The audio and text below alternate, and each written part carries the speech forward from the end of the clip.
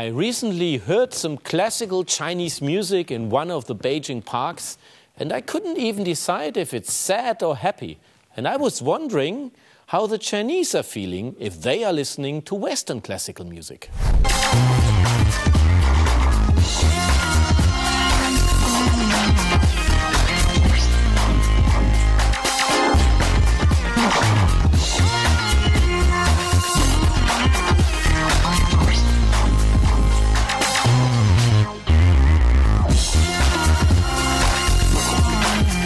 I'm glad to have you here at Asia Talk in Beijing's Art District 798 Qijiuba. People say music unites the world, but is this really true? How popular is Western classical music in Asia? A famous German pianist and conductor knows the answer. And he not only performed together with Leonard Bernstein and Herbert von Karajan, but he was also the first foreigner to conduct Chinese Symphony Orchestra's New Year's concert, which was broadcast live to an audience of hundreds of millions of people. Welcome to Beijing, Justus Frantz. Welcome, Justus. Pleasure to have you here. Yes, thank you. I'm very happy. Do Chinese play Beethoven in a different way than Germans or French or English people? Well, maybe they are closer to Beethoven because they have so much temperament, and if they want, they can open themselves and combine their own identity with the music in a way which maybe we are in danger to lose in Europe. But normally you would say Asians are not so open, they are not so easy to read. Well, we should differentiate between the Japanese people and the Chinese. It's definitely clear that the Japanese tradition doesn't allow to show your emotions in a way. For example, you were not allowed in the best families to look into it was indiscreet to look into your face or into your eyes. You had always to be like this, and it was indiscreet to show your emotions. One had to be very much kept in yourself. So therefore Japanese play differently than Chinese people? Yes, I conducted a Japanese orchestra and it was perfect in a way, and in a way it was not there. You did everything, but you had not the feeling that there was individual feeling. It was really good, really good. And this is very high standard. Mm-hmm. But sometimes if you are speaking, it would be like, in a way, I would not give any counterpart to your questions, but I might repeat your questions. You know. Many times. Yeah. Until I raise a new one. Yeah, exactly. Mm. So, the Chinese, you say, are different. Why? The Chinese, somehow, I find that they are very open. They can show their emotions. It's tradition, probably, also. They are very temperamental. And so, since they are so emotional, how they are also behaving themselves, and this I have found very often. So also this comes wonderful together with music. I mean, Beethoven or Brahms. I conducted 2 days ago the first symphony by Johannes Brahms and the fifth, the Emperor Concerto by Beethoven. I mean, this is only interesting with an orchestra which has passion. But anyway, passion is for every profession. But it's very important. What do they want to learn from you when you come here from Germany? You rehearsal with them for 1.5 days? It seems a little bit an attitude I rather prefer not to have, that I say, oh, I will teach them something and I know. Well, we all on the search for the truth. And we do something together. And what they expect and what I expect is that we do something together which is unique, but we are doing it together. Yeah, my baton is not sounding, and I can give inspirations to them, and they give also inspirations to me. And so suddenly there comes this musician from old Europe, and musical-wise, it's the oldest culture, as we all know, but musical-wise, it is quite new for them. And so suddenly we can experience something very new. But there must be a difference between German orchestras, French orchestras, and Chinese orchestras. What do you see when you... I tell you, Chinese musicians were trained by Europeans, obvious. Yeah, not maybe 2 generations ago or 3. I know a lot of German Jews who went via the Soviet Union in order to go out as refugees from Germany. They went to Harbin, for example, which was a musical center in the Second World War, and they of course have taught a lot of pupils, and and we had great conductors and instrumentalists who came to China. So, if you ask me, what is the difference? Well, I can tell you better the difference which I see in Europe when I conduct Italian symphony orchestra. They might do all the time an accelerando. They will be always becoming a little bit faster, you know. You have to slow them down. Yeah, you have to keep them back. Like horses. You know, yeah. On the other side, if you have a very heavy Russian orchestra, they might lose their tempo. They might go... I cannot say that I see any specific attitude in Chinese orchestras. I think since the culture of great orchestra playing, of course, it's quite new. There will be on a way maybe some more communication. This is something which they are eager to learn. And when I see... What do you mean with communication? They want to learn. No, but when we both are talking to each other, we are looking into our eyes, and we don't look into papers and speaking like this. And this is something we have still to manage, to bring this more into orchestras, because it's also the same thing in Europe. Because you see, 20 years ago, we had always the best feeling in a concert hall, the best acoustics, because our CDs or before our records were not good enough. Today it's a different situation. We might have a better acoustic in our bedroom than in a concert hall, and we are less disturbed. So here we have to add something. It is like cooking. 30 years ago, we were very happy when we got a big portion, but how it looked, it was not interesting. And now the design of everything what we are eating... And the portion is not big enough anymore. is as important as the taste. And it is a piece of art, a concert, where everything has to come together. The acoustics, but also the visual. We must see also, and that will also transport through the body language of the musicians, also their emotions, and then we can feel more. It's quite a long time that you're traveling to China, to Asia already. When did you come the first time to this country? It was 81. That was quite early. Yes. There were no private cars on streets. There were a lot of bicycles. And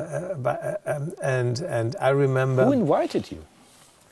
I played a concert and I was invited by Deng Xiaoping to teach Chinese pianists, because you see, after the Cultural Revolution, there started everything from the 0 point, maybe, and so I remember coming and entering a big hall, and there were hundreds of pianists waiting to be taught by me, And I did not know how to manage this situation, because normally you work with 3, with 4, with 7 pianists. So what did you do?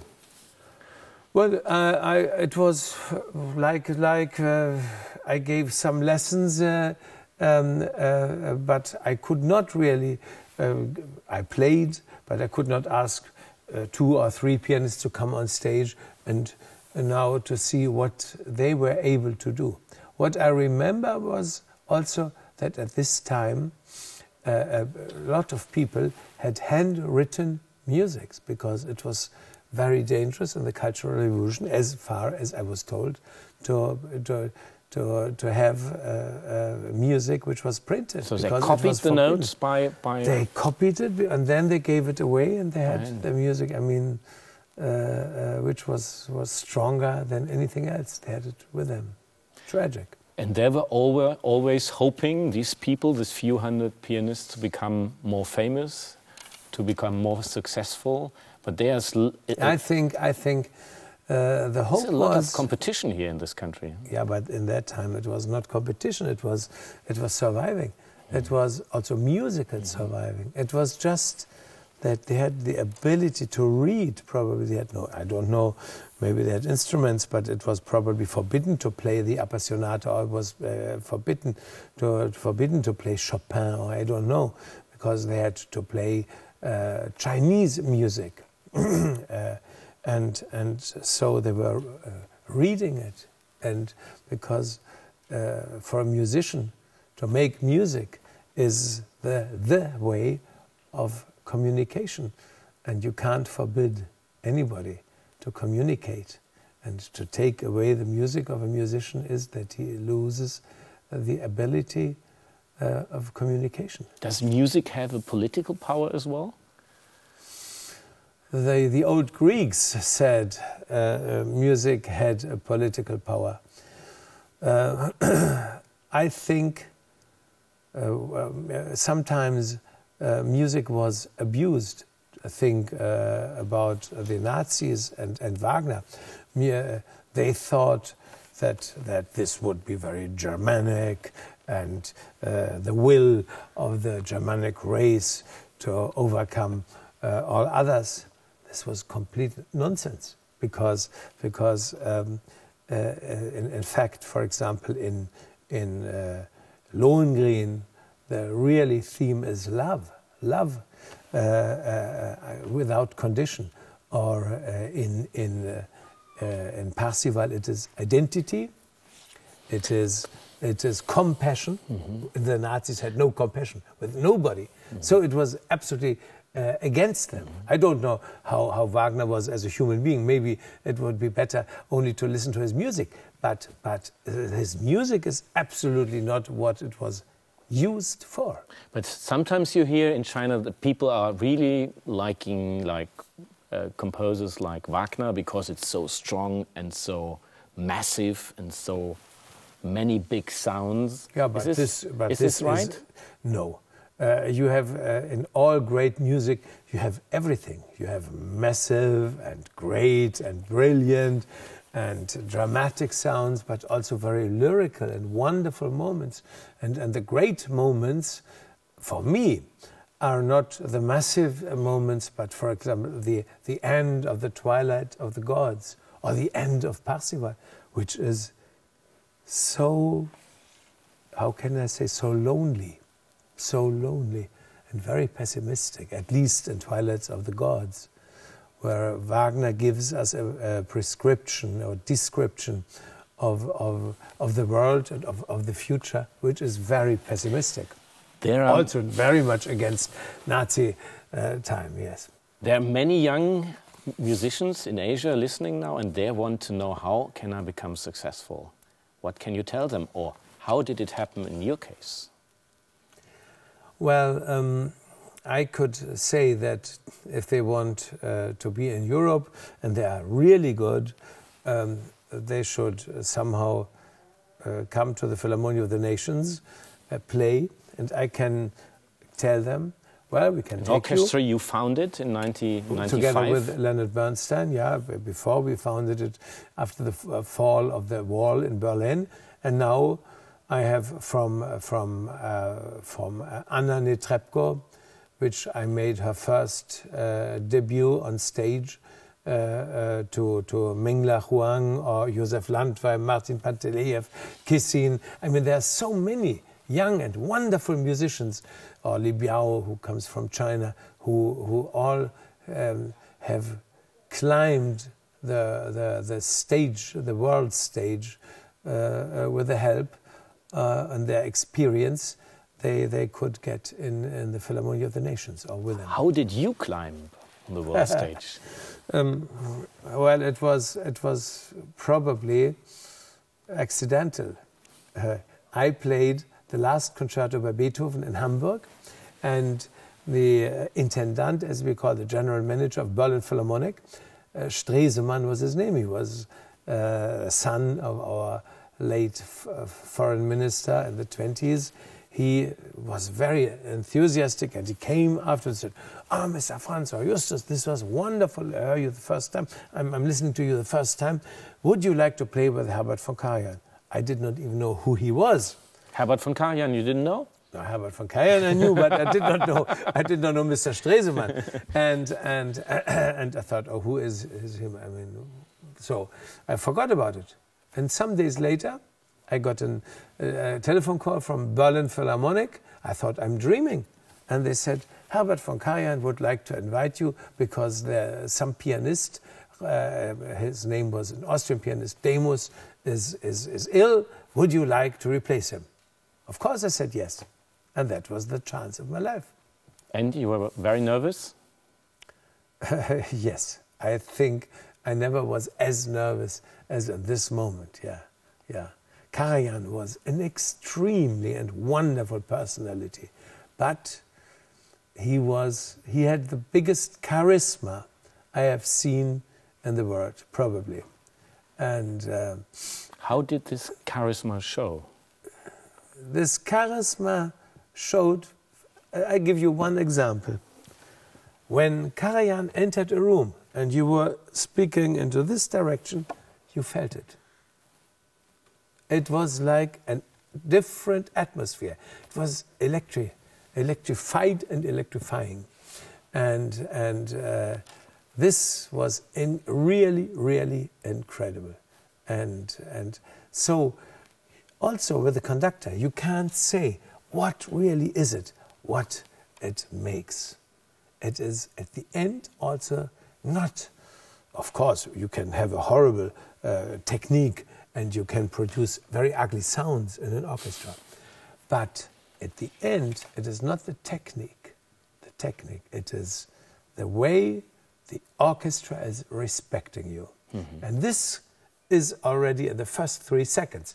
When the door is opening and somebody comes on stage, the orchestra already knows, does he merit to get our respect? But then you moved on to America and you met another very famous conductor. Yes. And there were such contradictions because Karajan, in a way, tried to find something, how can I say, the law and the rhythm of a cosmic rhythm for music, which he thought it was not important what he felt.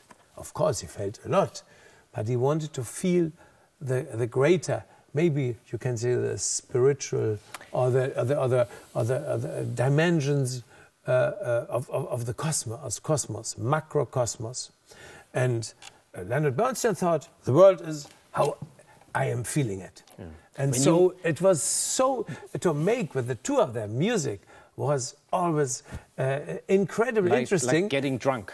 Yeah, by Bernstein you are getting drunk, and by Karajan you had the feeling you were growing, and your ears were somehow between the moon and Jupiter. Karajan loved forms, and he loved manners, and he were very closed when you met him for the first time. But while Lenny was hugging everybody he knew or he didn't know, and Karajan, for example, after concerts, he went immediately away. He didn't like to meet the public and to write autographs. Lenny, however, he was opening, waiting for everybody, and they came, and then he had a drink with everybody, and he spoke to everybody, and he had and he loved to give autographs. How long will it take until an Asian conductor will be as famous as these two conductors you're just talking about? Well, to tell the truth, to be as famous as Leonard Bernstein and Karajan was also, of course, a moment of technical revolution, because Karajan was the first to record all the great pieces, and he was the only one, because there was only Deutsche Grammophon. Maybe there were some more, 3 or 4 enterprises who made these great recordings. Now, it's not possible to become successful, become so famous anymore? With internet, I think the great time of recording somehow is over. We have to find different ways. As I said, it will be more visual also, and we must educate the next generation to find also the right, or to defend their own right of silence, because all great art is somehow the conditions must be silence. Conditions must be from the silence. You can create something China great. is not a country known for its silence, actually, because it's booming so much, it's growing so fast. Is this a problem? Too much distraction? I think that the problem of distraction is in every country. I mean, I have a little son who's 4 years old. And my wife and I, we decided we would like him not to be exposed to this kind of acoustical pollution. And this is impossible. When you are in a taxi, there is music. When you go shopping, there is music. When you are in a restaurant, there's music. And horrible music. It is really acoustical pollution. And so I think 30 years ago, nobody spoke about pollution. And I mean now the real pollution of the world. But in 30 years, we also will speak about the acoustical pollution, because the most important humankind is owning is not material. Our visions, our emotions, our thoughts, everything. Do you think pop music is noise? Pop music is, for me, very often only commercial. And I mean, is a brand a piece of art? It's a brand. Is it bad to be commercial? You use it in a bad way, that everybody tries to find his own way to live without sorrows is completely okay. But if we are selling our emotions, I don't know whether this is so correct and so good. Is the impression right that less and less young people listening to classical music? No, and this is completely different in Asia and in the East. I think that, unfortunately, in Germany, we have problems finding enough young public to the concerts, going to concerts. Already in America, in South America, in Japan, and also here in China, I see a lot of young people going to concerts, enjoying classical music. Classical music, the word is stupid. It's not classical music, it is art. And it's not commercial. Because the composers who have written the Emperor Concerto, Beethoven wrote his fifth piano concerto, not because he wanted to get money and to listen it in many radio stations. He did it because he felt it.